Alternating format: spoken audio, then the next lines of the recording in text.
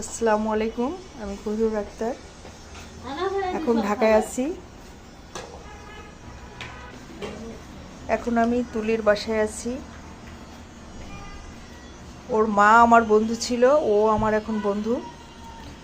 তো এই যে ডাল, সবজি, সালাদ, এই যে মুরগির মাংস, সাদা ভাত, লেবু এবং কাঁচামরিচ, সঙ্গে পোলাও আছে।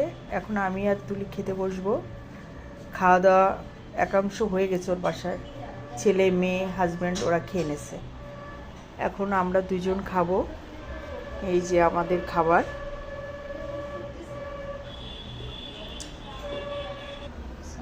এই যে মাংসটা চলে আসছে আবার। ভালো থাকবেন সবাই, আল্লাহ হাফেজ।